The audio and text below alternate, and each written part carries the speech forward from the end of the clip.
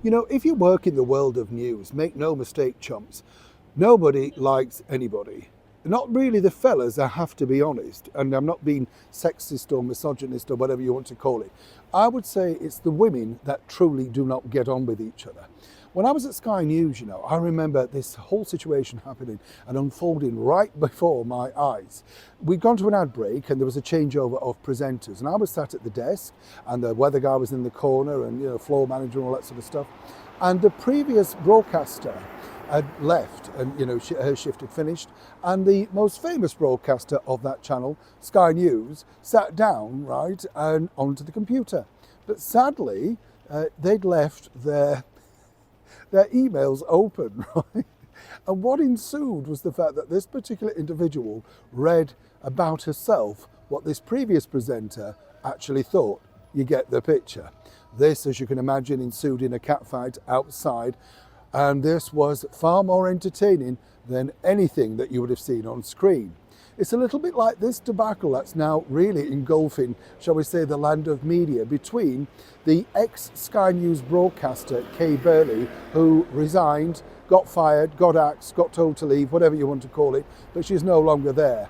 The true story is they can't afford her. They're making drastic cuts, and there was an option. You could either sling your hook, or, you know, you could take a lesser pay, if that was offered at all.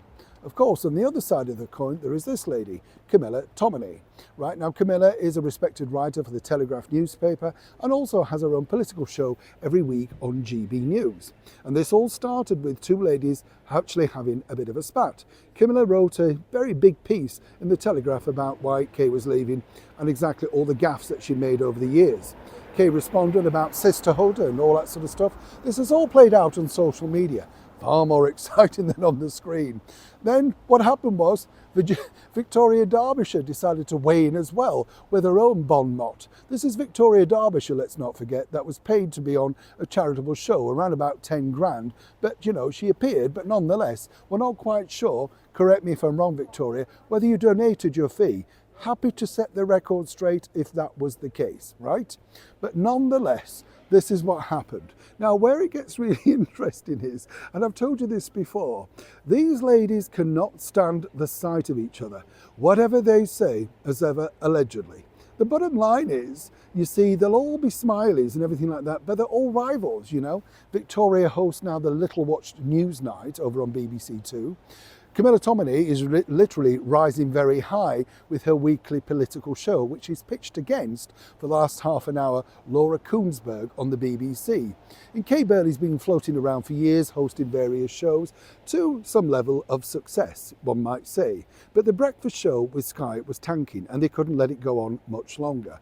Not at Kay's 6-figure salary, whatever you want to call it.